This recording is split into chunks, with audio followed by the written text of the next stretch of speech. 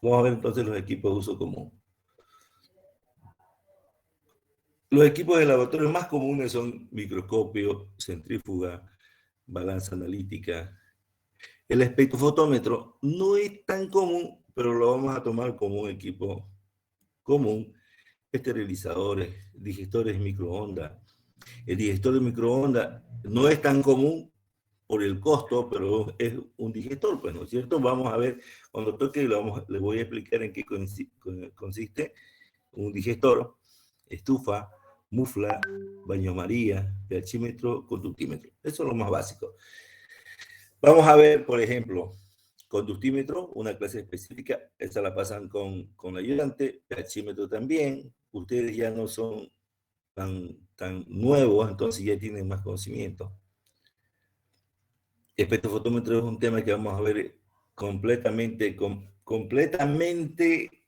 bien digerido, digamos, desde su inicio del tratamiento de la luz hasta que llegamos a los espectrofotómetros, hasta que llegamos al espectrofotómetro de absorción atómica. Lo demás lo vamos a ver conmigo hoy día. Igual este mismo tema. La idea es de que luego que ven conmigo el tema, tendríamos que ir en una visita de laboratorio, al laboratorio de química, que tiene más equipo que nosotros. Yo fui jefe de laboratorio de química y equipé el laboratorio de química. Y bueno, hay varios equipos que usábamos en esta materia, pero lamentablemente el concepto de los jefes que están en el laboratorio es muy cerrado y se cierra y no te dejan participar mientras no seas del ciclo común. Eso yo no entiendo. ¿No? Ahí, cuando era yo jefe de laboratorio hice proyecto, tenemos dos refractómetros 9.5. Tenemos microscopio, dos tipos de microscopios diferentes. Hay esterilizadores de ultrasonido, hay estufas, hay muflas nuevos, baño María también. Entonces, siempre nosotros organizamos, tengo que mandar una nota a la directora o al jefe de laboratorio y, y nos permiten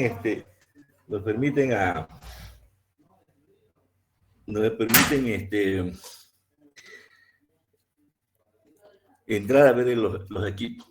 No sé, vamos a intentar ahora también, en lo posible, de que una mañana, por lo menos en unas 2 horas, nos dividamos en 2 grupitos o 3 para ver estos equipos que hay en el laboratorio. Veamos el microscopio. Hay el concepto en algunos equipos, no todos, pero el concepto que quiero que ustedes lo tengan, por eso se los doy en las proyecciones. Acabada la clase, se lo voy a pasar, todo lo que estamos viendo, se lo voy a pasar al WhatsApp. El microscopio es un equipo que consta de un juego de lentes que permite al ojo humano observar detalles que a simple vista serían imposibles de observar. El uso de este equipo, perdón un ratito, alguien está escribiendo aquí. ¿Alguien no me escucha por ahí?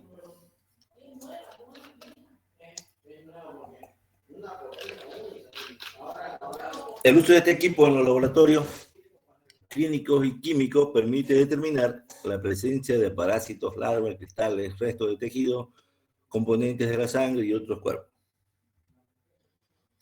Un microscopio compuesto, está hablando de otro tipo de microscopio, es un microscopio óptico que tiene más de una lente de objetivo. Una de estas lentes es de 1000 X, que quiere decir que aumenta 1000 veces el tamaño.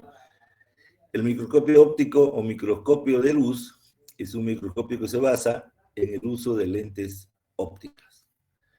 Entre sus principales aplicaciones está el estudio de pequeños cristales en química, en física, en el análisis de roca, en geología y especialmente en el estudio de seres en biología.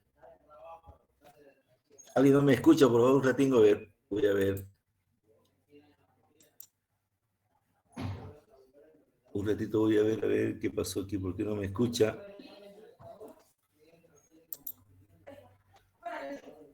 Voy a cortar mi... ¿Alguien no me escucha? A ver, ¿no me escucha para darle mayor volumen? No sé si ahora me está escuchando el compañero. El compañero que no me escuchaba, ¿me está escuchando? Bueno, vamos a seguir.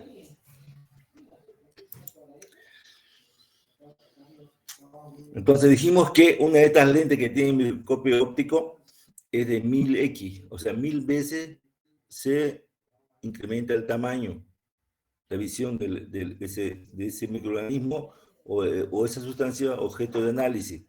El microscopio óptico o microscopio de luz es un microscopio que se basa en el uso de lentes. Disculpe, el ingeniero está compartiendo pantalla. ¿Alguien lo ve?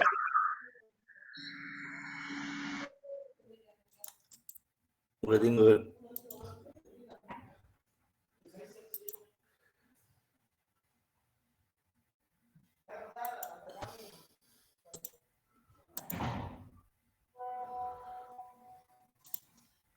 ¿Ahora se ve?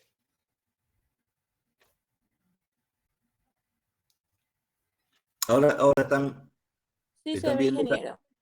¿Alguien no escucha?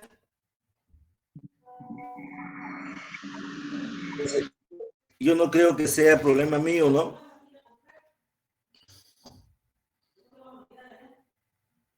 Ok, sigamos entonces. Bueno, estas son las partes, vamos a ver el microscopio por sus partes.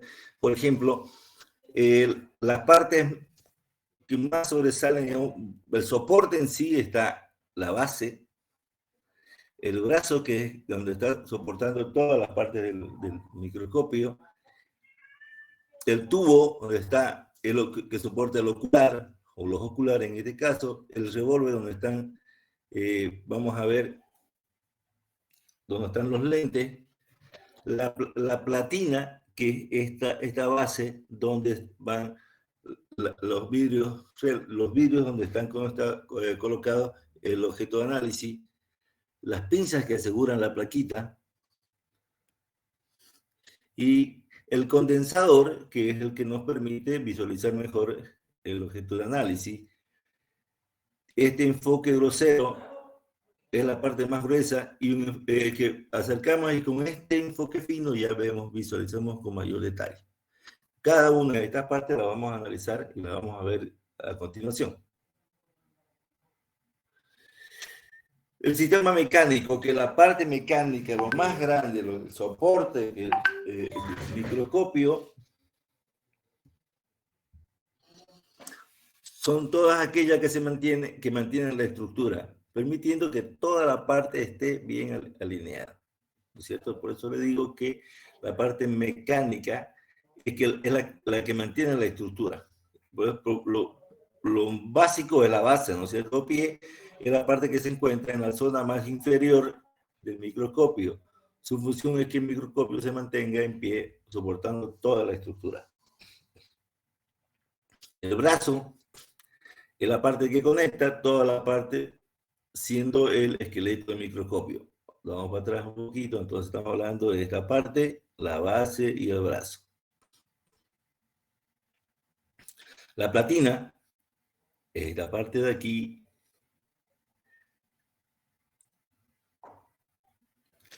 en la plataforma donde se coloca el elemento que se quiere observar. Las pinzas son dos pincitas que se usan para mantener sujeta la muestra que está situada en la platina, o sea, está en una plaquita de vidrio. Un vidrio. El tornillo macrométrico, estamos hablando de esto, macro y este es micro. Se usa para ajustar la posición vertical de la muestra, permitiendo desplazamientos amplios. Tornillo micrométrico se usa para conseguir un enfoque más preciso de la muestra. El revólver sirve para cambiar fácilmente el objetivo usado para la muestra. Es la partecita que se llama revólver. Tiene en este caso tiene 4 objetivos. El tubo conector, el ocular y los objetivos. Ahora hablamos solamente del sistema óptico. Las partes ópticas son aquellas que se usan para generar y desviar la luz, siendo esenciales para generar una imagen aumentada de la muestra. Las partes del sistema óptico son los siguientes. Foco genera una luz que va dirigida a la muestra. Miremos el foco, esta lamparita de acá. Y vamos a hablar del condensador, estamos hablando de los objetivos. El condensador se encarga de concentrar los rayos de luz en la muestra. El diafragma regula la cantidad de luz que va a la muestra. El objetivo, un conjunto de lentes que sirven para ampliar la imagen. A ver. Y el ocular amplía la imagen que ha sido ampliada por el objetivo. Aquí hay una explicación más pormenorizada. Por ejemplo, el tubo, la estructura en un extremo tiene el ocular y por el otro extremo el revólver. Aquí los oculares y aquí el revólver. El ocular lente, por donde se observan las muestras, generalmente tiene un aumento de 10, es decir, 10 veces. Esto de acá. El revólver, estructura giratoria en donde se encuentran los objetivos. Estos objetivos, luego del juego de lentes que se encuentran cerca de la muestra, generalmente son 3 y cada vez presentan diferentes aumentos. El 10X, 40X y 100X. Esta fuente de luz es una ampolleta, una lámpara que emite luz. Algunos poseen también un espejo. Bueno, ya dijimos, esta es la base o el pie de apoyo. La platina, la estructura que sostiene la muestra, el anillo macrométrico y el micrométrico. Se emplea para aumentar el microscopio o ampliar la imagen de objetos, organismos no visibles a simple vista. El microscopio óptico común está conformado por 3 sistemas, ya dijimos, el mecánico, el óptico y el sistema de iluminación. Los tipos de microscopio. Existen diversas clases, según la naturaleza de los sistemas de luz y otros accesorios utilizados para obtener las imágenes. El microscopio compuesto u óptico utiliza lentes para ampliar las imágenes de los objetos observados. El aumento obtenido con estos microscopios es reducido debido a la longitud de onda de la luz visible que impone limitaciones. Estamos hablando de los microscopios compuestos u ópticos. El microscopio óptico puede ser monocular y consta de un solo tubo. Las observaciones en estos casos se hacen con un solo ojo. Es binocular cuando posee 2 tubos. Las observaciones se hacen con 2 ojos. Esto presenta ventajas tales como mejor percepción de la imagen, más cómoda la observación y se perciben con mayor nitidez los detalles. Entonces vamos a ver los diferentes, tipos de microscopio, por ejemplo el estereoscopio. El estereoscópico, al comienzo decíamos que se utiliza en geología. Este hace posible la visión tridimensional de los objetos. Consta de 2 tubos oculares y 2 objetivos pares para cada aumento. Este microscopio ofrece ventajas para observaciones que requieren pequeños aumentos. El óptico de visión estereoscópica se encuentra entre 2 y 40X, o aumentos total del microscopio. Estos equipos generalmente se usaban ahora ya las imágenes, para mirar, digamos, fotografías satelitales. Entonces usted tenía las imágenes, las unía y podía mirar con el microscopio, juntaba las imágenes, entonces podía ver en un cerro, una depresión, o sea, un río, una quebrada, qué sé yo. Ahora ya con las imágenes satelitales, ahora las podemos ver en el celular y ya son más fáciles, más accesibles y tienen mejor calidad, pero siguen existiendo, ¿no? Entonces podemos ver, digamos, por ejemplo, una estructura, si no es muy pequeña, podemos ver la forma que tiene. Microscopio de campo oscuro. Este microscopio es provisto de un condensador para paraboloide que hace que los rayos luminosos no penetren directamente en el objetivo, sino que iluminan oblicuamente hacia de un costado la preparación. Los objetos aparecen como puntos luminosos sobre un fondo oscuro. Los microscopios de fluorescencia, más adelante vamos a hablar de rayos X, vamos a hablar de fluorescencia. Es la propiedad que tienen algunas sustancias de emitir luz propia cuando inciden sobre ellas radiaciones energéticas. Obviamente, cuando una radiación es mucho más alta, vamos a hablar ya, ahorita no puedo hablar de radiación porque ustedes no conocen el concepto de la luz, no conocemos el concepto de longitud de onda, pero cuando ya lo veamos van a ver que esto es sencillo, ¿no? Significa que ustedes coinciden una luz energética que tiene una longitud de onda muy pequeña, pero tiene mucha energía, entonces hace que un electrón salte de su estructura de un nivel inferior a otro superior. Y ese espacio que deja al saltar otro electrón de un estado superior, de un nivel superior, lo llena. Entonces, en ese salto, cuando el electrón que saltó vuelve a su estado natural, hace que emite una luz. Esta es la fluorescencia. El tratamiento de materiales biológicos, fluorocromos, facilita la observación a microscopio. Microscopio de contraste de fases se basan en las modificaciones de la trayectoria de los rayos X, rayos de luz, los cuales producen contrastes notables en la preparación. Bueno, este es un microscopio monocular y este es un binocular. Este con un solo ojo y este con dos. Fíjense ustedes que este tiene mayor capacidad, tiene mayores lentes ópticos, entonces tiene sus ventajas.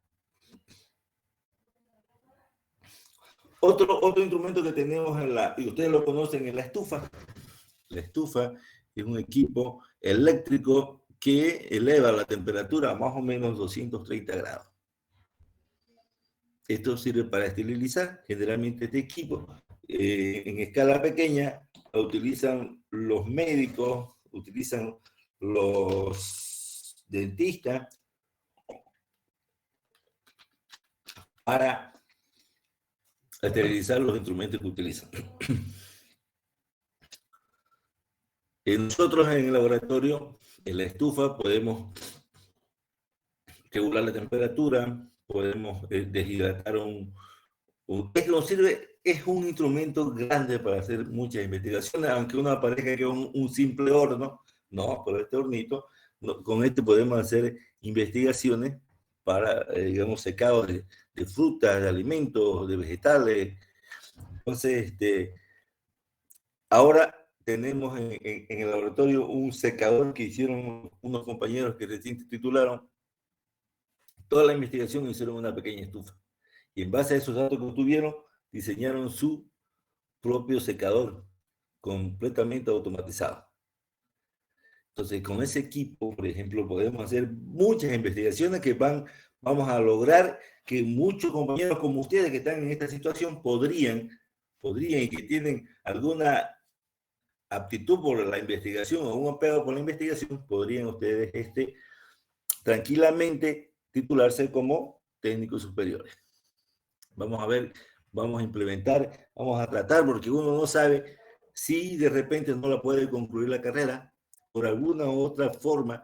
Lo ideal es que todos salgamos ingenieros, porque para eso entramos. Yo también quería ser ingeniero, pero primero saqué mi técnico superior. Gracias a eso seguí estudiando y logré sacar mi ingeniería. Entonces, ustedes igual, nadie sabe qué le puede pasar en la vida.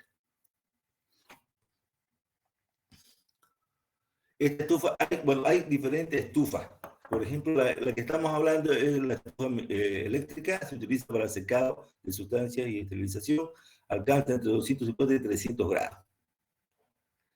Es alta la temperatura. También hablamos de una estufa de cultivo microbiológico que también tenemos en el laboratorio.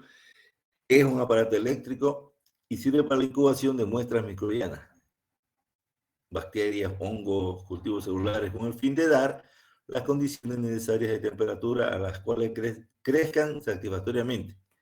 No suben más de 38 grados, simulan la temperatura del cuerpo. por eso se llama microbiológica. Tenemos en el laboratorio. La balanza analítica todo el mundo la conoce, todo el mundo, tal vez ustedes ya la utilizaron y sirve para medir la masa, ¿no es cierto? Su característica más importante es que poseen muy poca incertidumbre, lo que las hace ideales para utilizarse en medición muy precisa. Generalmente son digitales y algunas pueden desplegar la información en distintos sistemas de unidades, puede conectarse a una computadora o a una impresora. Entonces, ya, estas son bueno, antes estaban las mecánicas, vamos a ver un poquito las mecánicas, estas eléctricas. En mi tiempo, la electrónica era una máquina que tenía una parte de aquí larga, aquí atrás, y aquí en la parte de atrás tenían las pesas, las pesitas. Entonces uno iba colocando lo que iba a pesar y entonces las pesitas se iban acomodando en el sistema y hacía por ejemplo, la cantidad de masa que nosotros queríamos pesar, automáticamente, eléctricamente, electrónicamente, ahí se iban colocando, mecánicamente, ¿no? Entonces después uno pesaba, cuando se igualaba, igualaban las masas, entonces sabíamos qué era lo que estábamos pensando. Aquí no, directamente vamos echando y agregando la masa que queremos determinar su peso, y entonces, directamente aquí hay un electroimán que es proporcional al peso, ¿no? A la masa, ese peso es masa. Entonces acá vamos agregando y hay un electroimán que nos da la fuerza que equivale en masa. Yo le hablaba de las balanzas granatarias, son estas balancitas, donde nosotros, por ejemplo, una balanza común de la que sale de la justicia entre comillas, usted pone una masa a un lado, 1 kilo, y al otro lado quiere pesar 1 kilo de papa y le echa la papa. Cuando se equilibra, significa que está el mismo peso, ¿no? Esa es la base. Es un tipo de balanza utilizada para determinar o pesar la masa de objetos. Suele tener capacidad 2, 2.5 y medir con una precisión de hasta 0,1 o 0,01 gramos. Increíble. Usted coloca los pesos acá, aquí, mueve las masitas, el peso que desea pesar, o la masa que desea pesar, y después agrega la masa acá. Y también puede colocar estos contrapesos acá. Esta balanza es importantísima, todavía sigue en uso.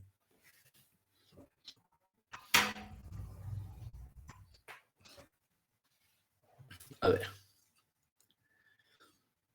Es muy utilizada en laboratorio como instrumento de medición auxiliar, ya que aunque su precisión es menor que la de una balanza analítica, tiene una mayor capacidad que esta y permite realizar las mediciones con más rapidez y sencillez, así como por su mayor durabilidad y menor costo. Y generalmente uno utiliza esta balanza para, como un prepeso para pesar en una balanza analítica. Este tipo de balanza, la granataria, se basa en comparar el peso de un cuerpo a determinar con otro cuerpo de peso conocido. Entonces nuestro peso conocido son las masas, la masita, y esta masita, nosotros seleccionamos la cantidad que queremos y echamos la masa que queremos determinar. Esto se logra ajustando unos pesos móviles hasta lograr el equilibrio de la misma. La balanza electrónica que yo les hablaba equilibra las fuerzas ejercidas por un electroimán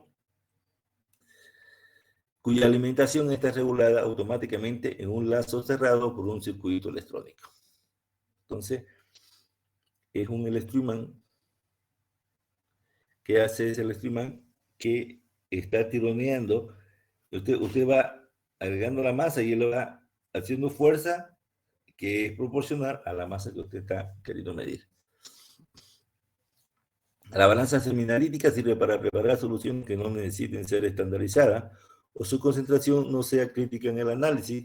También es buena para pesar grandes cantidades de reactivos, más de 100 gramos. Bueno, grandes cantidades, estamos hablando de 100 gramos. Se utilizan iguales que una balanza analítica, pero se debe tener en cuenta que su error es mayor. ahora que tenemos equipos más sofisticados, la cantidad de reactivos que utilizamos es cada vez menor, cada vez menos. Entonces hacemos análisis y determinaciones con menor cantidad de reactivos. ¿Por qué? Uno, porque el costo es menor, y otro, porque evitamos la contaminación del medio ambiente.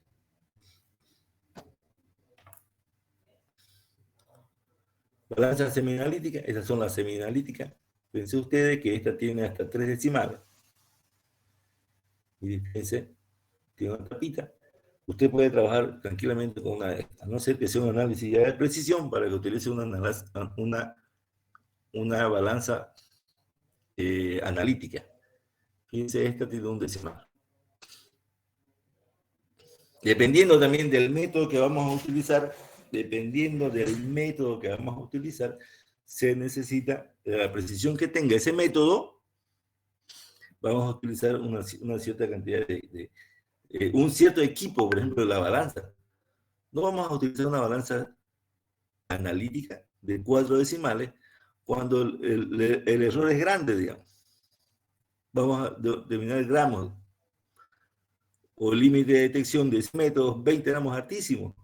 Entonces no tiene sentido pensar en una balanza analítica. Esa es la balanza de Morwell, se la muestro porque es una balanza de brazos desiguales que se utiliza para determinar la densidad de los líquidos. Ahora la densidad la determinemos, hay densímetros específicos para líquidos, hay para alcohol en un rango, hay para aceite, entonces, pero también se puede determinar mediante el empuje de acuerdo el líquido que necesitamos determinar su densidad. Los pHímetros ustedes ya lo conocen. Hay pHímetros, este es un pHímetro de mesa con electrodo, un electrodo de medición y uno de temperatura.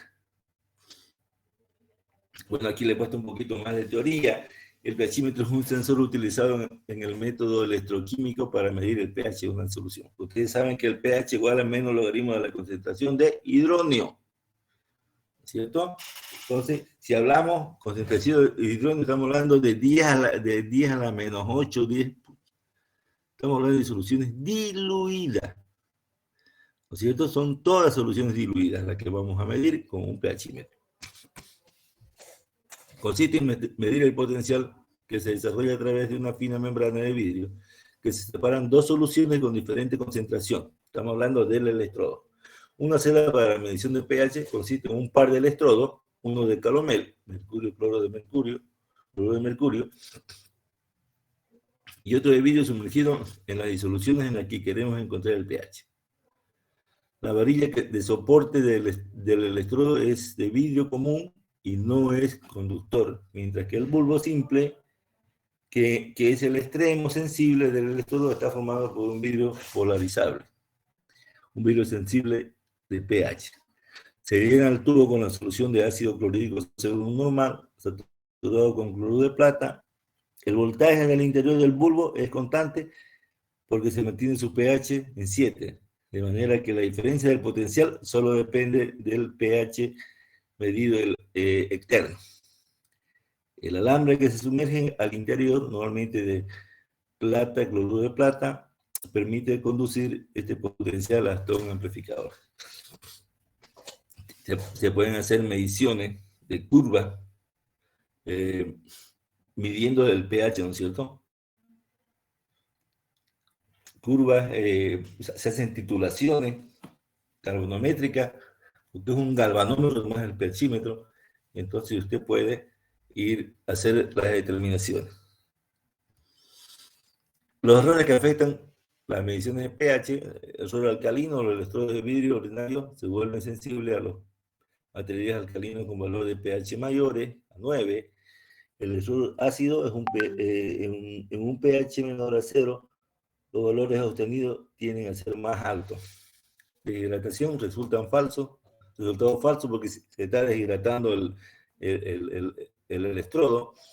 La temperatura, la medición del pH varía con la temperatura. Siempre hay que, el valor del pH hay que medir la temperatura. Hay que determinar la temperatura, hay que anotar la temperatura a la que se midió el pH. esta variación se puede compensar, ¿no es cierto? Precaución, el electrodo debe mantenerse humedecido siempre. Se recomienda que se guarde en una solución de 4 molar de cloruro de potasio o un buffer de solución de pH entre 4 y 7. No podemos dejarlo metido en su protector con agua, porque igual sigue midiendo el pH y sigue descargando su solución de medición. Entonces, con el tiempo se frega el electrodo. Un electrodo, ahora que ya están más baratos, no vale menos de $100.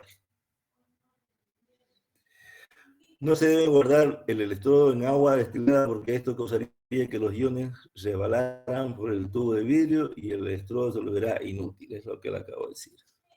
Conductímetro, un equipo, esos son comunes, es un conductímetro, un equipo que mide la cantidad de corriente que esa solución puede transportar, ¿no es cierto? El conductímetro dispositivo diseñado para medir una característica de todos los materiales, que es la conductividad. La conductividad se mide en Siemens por metro cuadrado sobre metro o Siemens por metro.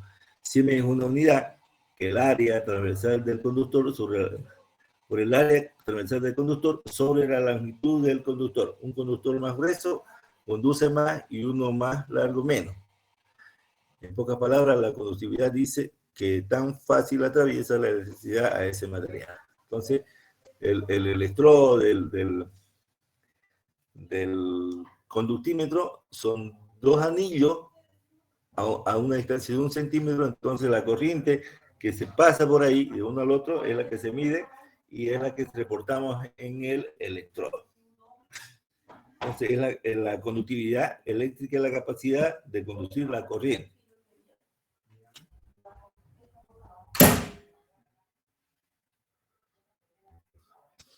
Mufla. Bueno, la mufla la conocemos, es una especie de horno con el cual se alcanza elevada temperatura. Se usa generalmente para carbonizar completamente sustancias orgánicas, para la prueba llamada residuos de ignición o de ceniza. ¿No? La centrífuga, por ejemplo, es una separación física de los sólidos que hay en una solución, aprovechando la velocidad centrífuga. Práctica que pone en rotación una muestra para separar por fuerza centrífuga sus componentes o fases, generalmente una sólida y una líquida, en función de su densidad. Existen diversos tipos de centrífugas, comúnmente para objetivos específicos. Un UPOF, ejemplo, consiste en acelerar el proceso de sedimentación, dividiendo el plasma y el suelo con un proceso de análisis de laboratorio. También se utiliza para determinar el grupo sanguíneo mediante una toma de muestra capilar. En este caso, la máquina utilizada se denomina microcentrifuga. Otra aplicación de la centrífuga es la elaboración de aceite de oliva, por ejemplo, una aplicación. En ella las aceitunas, una vez molidas y batidas, se introducen en una centrífuga horizontal en la que se separa el aceite, que es la fracción menos pesada del resto de componentes de la aceituna, agua, hueso, pulpa, etc. Entonces el aceite es el que sale, se va al extremo, entonces, y lo podemos separar. Las centrifugadoras utilizan instrumentos llamados butirómetros para medir el grado de grasa o crema que contiene la leche. Existen diferentes tipos de butirómetros para cremas, manteca, etc. Son unos tipos, unos tubos que tienen un lastre en la punta, entonces con ese también podemos medir la cantidad de grasa, de crema. Hay butirómetros para diferentes usos. Los baños termostáticos, esto le dimos al comienzo, baños termostáticos, por ejemplo, son unos baños eléctricos donde nosotros podemos controlar tranquilamente la temperatura de la digestión. ¿No? Entonces, en digestiones acá, por ejemplo, hay métodos para hacer análisis de QO, de BO, de determinaciones de cromato, pero que se pueden hacer en estos equipos. Ya no necesitamos tener una plancha eléctrica para calentar. Una vez tengamos la solución, colocamos los tubos, colocamos el reactivo y lo hacemos digerir en este digestor el tiempo que sea necesario. Bueno, este es el otro tipo, pero es de lo mismo, tiene la misma función. También se puede sacar estos bloques, y es un baño María, donde nosotros podemos utilizar igual. El pignómetro, ustedes lo deben conocer, es una botellita que sirve para medir la gravedad específica de soluciones. Es un frasco con un cierre sellado de vidrio que dispone de un tapón provisto de un finísimo capilar obteniendo un volumen con gran precisión. Los pignómetros son unas botellitas que tienen un volumen específico, un volumen ya preestablecido y es fijo, obteniendo un volumen con gran precisión y preciso. Permite medir la densidad de un fluido. Entonces, en referencia a la de un fluido de densidad conocida como el agua al mercurio. Para la determinación de la densidad de algunos productos especiales como las pinturas se utilizan pignómetros metálicos. El pignómetro consiste, usted primero lo pesa vacío, llena la solución con la que quiere medir su densidad y vuelve a pesar lleno. La diferencia entre ambos es el peso de la solución. Y el volumen es fijo. Entonces tiene densidad igual masa sobre volumen. Ahí encuentra la densidad. El frasco se pesa vacío, luego se llena de agua y luego se llena del líquido problema. La densidad de este puede calcularse sencillamente. La densidad de partículas también se puede hacer de partículas de un árido polvo, por ejemplo, que no puede determinarse. Con el simple método de pesar puede obtenerse con el pignómetro. El polvo se pone en un pignómetro que se pesará dando el peso de la muestra de polvo. A continuación se completa el llenado del pignómetro con líquido de densidad conocida en el que el polvo sea completamente insoluble. El peso del líquido desplazado podrá luego determinarse y así ya la gravedad específica del polvo. Bueno, ese es un pignómetro. Hay pignómetros mucho más grandes, hasta de 100 ml. Generalmente son los que utilizan los ingenieros civiles. Este pirómetro es un instrumento que nos permite leer la temperatura. Entonces, cuando en las fundiciones, entonces usted apunta y un rayo infrarrojo apunta al lugar donde quiere leer la temperatura y directamente le va a dar la temperatura del punto que estamos queriendo medir. El pirómetro óptico es un dispositivo capaz de medir la temperatura de una sustancia sin necesidad de estar en contacto con ella. El término se suele aplicar a aquellos instrumentos capaces de medir temperaturas superiores a 600 grados Celsius. El rango de temperatura de un pirómetro se encuentra entre menos 50 grados hasta 4.000 grados Celsius. Una aplicación típica es la medida de la temperatura de metales incandescentes en molinos de acero o fundición. Tal vez, yo lo traigo a colación porque alguna vez alguno va a tener que utilizar a que me tengan que medir la temperatura arriba de la temperatura del agua, entonces va a tener que utilizar un pirómetro. El pirómetro más común es el pirómetro de absorción-emisión, que se utiliza para determinar la temperatura de gases a partir de la medición de la radiación emitida por una fuente de referencia calibrada. Antes y después de esta radiación, que esta radiación haya pasado a través del gas y haya sido parcialmente absorbida por este. Ambas medidas se hacen en el mismo intervalo de longitud de onda. Para medir la temperatura de un metal incandescente se observa este a través del pirómetro y se gira un anillo para ajustar la temperatura y de un filamento incandescente proyectado en el campo de visión. Cuando el color del filamento es idéntico al del metal, se puede leer la temperatura en una escala según al ajuste del color del filamento. Bueno, otro instrumento que es común en el autoclave son las autoclaves. Generalmente tenemos la imagen de un autoclave cuando vemos una olla, ¿no? Una olleta. Esterilizamos con agua. Estas bridas, por ejemplo, son de seguridad porque, el material de este equipo es grueso, resiste a alta presión, tiene un manómetro y tiene un sensor de seguridad aquí. Entonces, cuando aumenta la presión, entonces se eleva y pierde por ahí el vapor y baja la presión.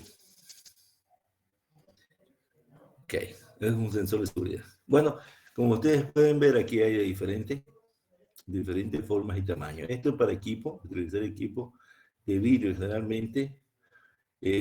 La que usan los dentistas son pequeñitas, ¿no? Como esta. Hay en laboratorio una grande, así como esta que tenemos. Y si ustedes han ido alguna vez a un hospital, en la lavandería, hay autoclaves inmensas de unos 500 o más litros, donde se esteriliza toda la ropa que se utiliza en un hospital. Un autoclave de laboratorio es un dispositivo que sirve para esterilizar materiales de laboratorio utilizando vapor de agua a alta presión y temperatura, evitando con las altas presiones que el agua llegue a ebullir. A pesar de su alta temperatura, el fundamento del autoclave es que coagula las proteínas y los microorganismos debido a la presión y temperatura. Las autoclaves funcionan permitiendo la entrada o generación de vapor de agua, pero restringiendo su salida, hasta obtener una presión interna de 103 kilopascal, lo cual provoca que el vapor alcance una temperatura de 121 grados Celsius, ¿no? Un tiempo típico de utilización a esta temperatura y presión es de 15 a 20 minutos. Los autoclaves más modernos permiten realizar procesos a mayores temperaturas y presión con ciclos estándares de 134 grados Celsius a 200 kilopascales durante 5 minutos, para esterilizar materiales metálicos, llegando incluso a realizar ciclos de vacío para acelerar el secado del material esterilizado. El hecho de contener fluidos a alta presión implica que el autoclave debe ser de manufactura sólida, usualmente en metal, que se procure construirla totalmente hermética. Las autoclaves son ampliamente utilizadas en laboratorios con una medida elemental de esterilización de material, aunque cabe notar que debido a que el proceso involucra vapor de agua a altas temperaturas, ciertos materiales no pueden ser esterilizados en autoclaves, como el papel, muchos plásticos, a excepción del polipropileno. Un autoclave de uso médico es un accesorio de los productos sanitarios que permite su esterilización utilizando vapor de agua a alta presión y temperatura para ello. Las autoclaves son ampliamente utilizadas por los fabricantes de productos sanitarios estériles y en las centrales de esterilización hospitalarias como una medida elemental de esterilización de los productos. Bueno, en el contexto industrial, la palabra autoclave se utiliza para referirse a una olla a presión de gran talla, utilizando como conocimiento en procesos industriales. Algunos usos destacados de la autoclave industriales son la industria alimentaria. Se utiliza para esterilizar la esterilización de conservas y alimentos enlatados, cuyas características requieren un tratamiento por encima de 100 grados centígrados. Método Nicholas Appert. En la industria maderera se utiliza para tratar las maderas para construcción en el exterior, pérgolas, porche, etc., y así protegerlas de parásitos. En la industria textil se denomina autoclave ciertas máquinas utilizadas para el teñido de tela. Otro instrumento que tal vez ustedes no conocen es un agitador reciprocal. Es un equipo que aquí, como ustedes ven, colocamos las soluciones. En el caso que tengamos, en este caso, 9 soluciones y que tenemos que moverla, agitarla para que reaccione un cierto tiempo, no podríamos hacerlo en forma manual. Tendríamos que hacer una por una y te daríamos horas. Entonces, en este equipo, usted coloca acá y este equipo tiene un movimiento que se mueve horizontalmente y entonces hace que el contenido comience a girar. Entonces es un movimiento controlado. Se pueden utilizar estos Erlenmeyer, se pueden utilizar tubos de decantación, se pueden utilizar en otros casos echados acá para simular, por ejemplo, el movimiento de un tubo de decantación cuando hay separación de fase. Entonces usted lo coloca y hace ese movimiento igual acá. El tiempo que usted necesite, puede poner, qué sé yo, 4 o 5, y no uno por uno. Y puede controlar el tiempo de agitación. Bueno, y le puse su característica, el control de velocidad infinitamente variable de 0 a 300 RPM, ideal para las botellas, probetas, frascos y embudos de decantación. Unidad básica hasta con 12 variantes, de 12 posiciones, 12 LME, 12 muestras se pueden hacer a la vez, tipo de movimiento recíproco, diámetro orbital de 30 milímetros, peso permisible de agitación 15 kilos, es harto lo que puede mover, rango de velocidad de 0 a 300 revoluciones por minuto, tiene un timer para controlar los minutos de agitación de 0 a 56 minutos, potencial del motor de entrada y salida 70, 12 dimensiones, más o menos es de medio metro, y un alto de 1,20. Incluye una plataforma universal marca ICA Word para vasijas de un volumen mínimo de 50 ml hasta 250. Los rodillos de fijación pueden ser instalados en 2 niveles, dimensiones 430 por 430 y 480 de alto. 80, estamos hablando de milímetros, ¿cierto? Después otra cosa que tenemos son los agitadores magnéticos. Hay agitadores magnéticos. Hay otros simplemente agitadores que nosotros colocamos un imán, un pescadito como le llamamos, y entonces lo podemos hacer que gire. Entonces hay un electroimán aquí abajo, hace que este se mueva y entonces está en movimiento la solución que queremos. Generalmente cuando hacemos una titulación. También tenemos lo de plato caliente. También podemos controlar la temperatura a la que queremos calentar la solución. Digestor de microondas. El digestor de microondas, como vimos el digestor que teníamos allá, este digestor eléctrico, ahora tenemos los digestores de microondas para ácido, para hidróxido. Por ejemplo, cuando hacemos digestiones, por eso es que yo generalmente me gustaría que ustedes lleven la materia de química analítica aplicada, porque a la vez se pueden ver las dos aplicaciones. En una digestión, nosotros, por ejemplo, para trabajar en un equipo, para hacer un análisis en un equipo, tenemos que tener la muestra en solución. Generalmente, la muestra que viene en una matriz química, estamos hablando de una matriz, y el elemento de análisis que nosotros queremos analizar es el analito. Eso pregunto en el examen. ¿Qué es el analito? El elemento de análisis. Usted me dice el elemento de análisis de una muestra, está bien.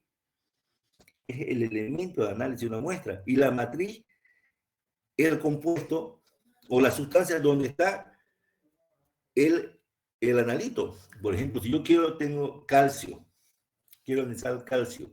Entonces, pero mi calcio está en carbonato de calcio. Mi analito es el calcio. Y el carbonato de calcio es mi matriz. También puedo tener calcio en una solución de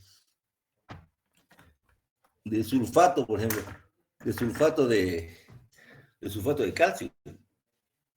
Entonces, mi analito sigue siendo el calcio, pero mi matriz, en este caso, ya es sulfato.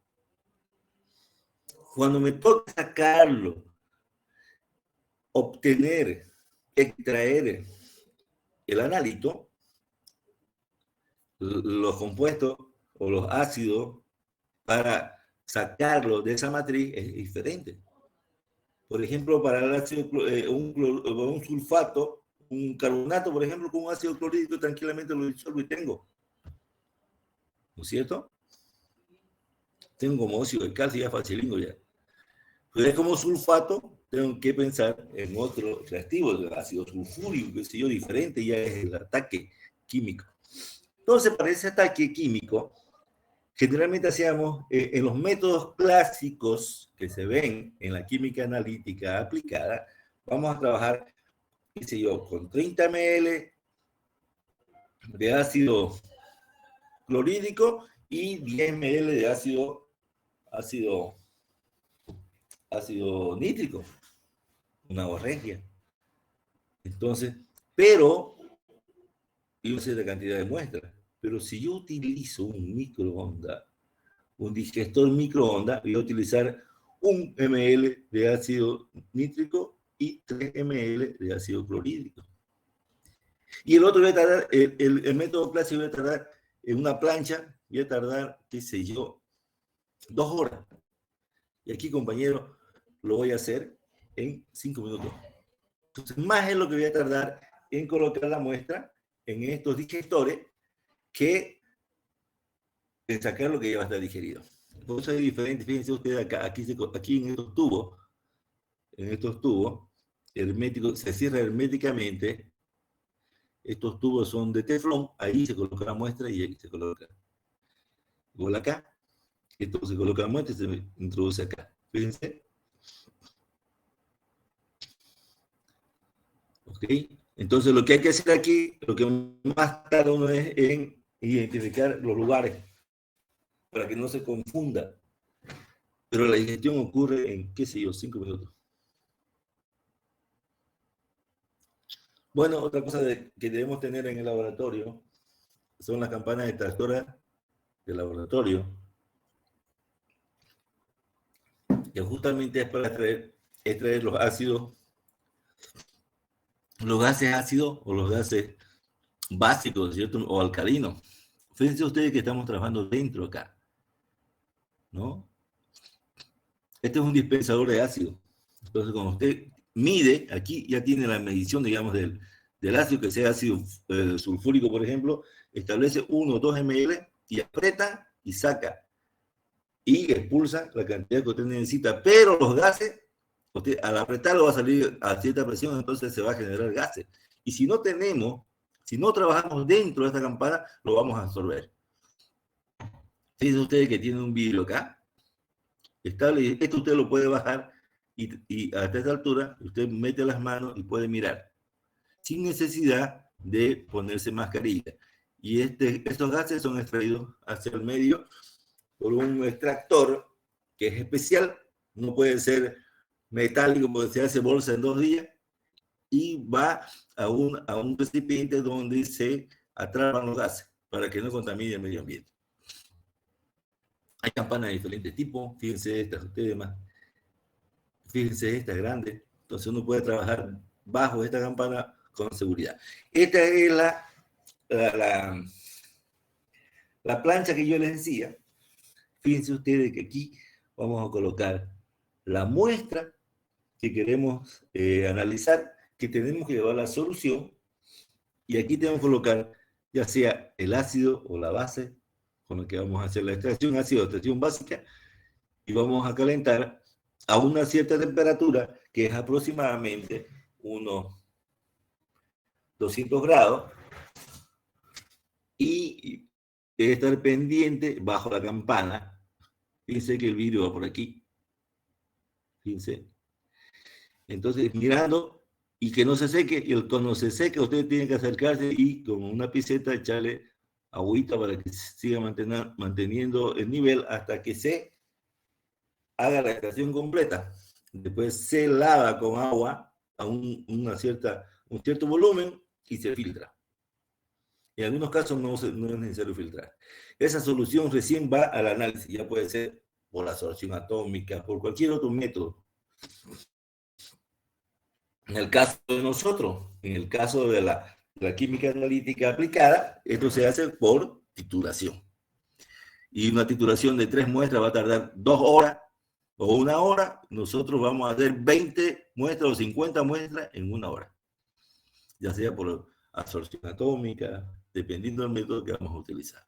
Bueno, este es el mecanismo de cómo el aire del medio, fíjense que esta es la puertita móvil, te vas hasta acá lo más que se pueda y absorbe el aire del medio y lo saca por acá con este extractor.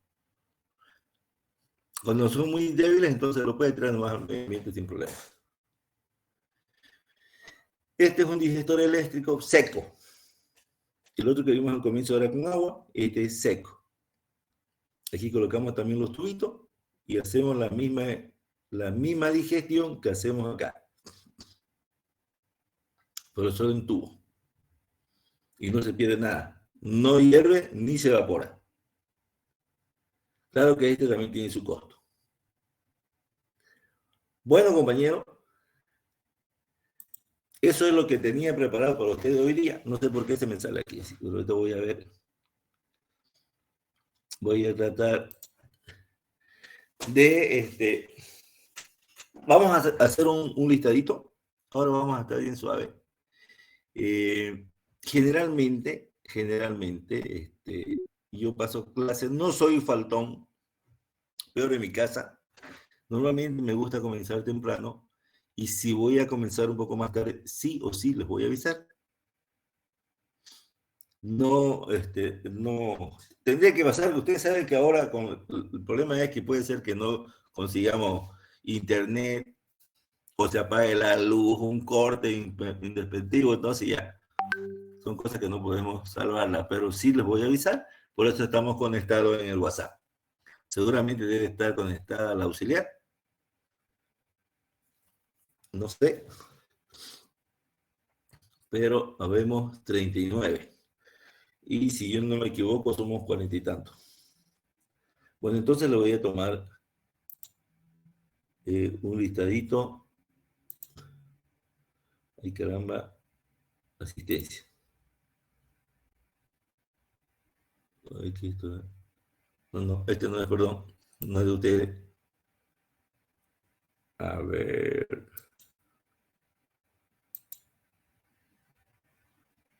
Este sí. Ahora que no me equivoco. ¿Por qué tengo 24?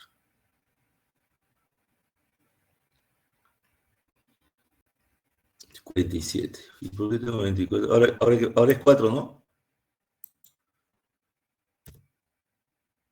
Sí, ingeniero, hoy es 4 de octubre. Octubre, ¿por qué tengo si yo lo cambié? Uy, no piché, no, sí. Ok. Bien. Artesana Real Gonzalo. Presente, ingeniero. Ok. Balseras y Borigido.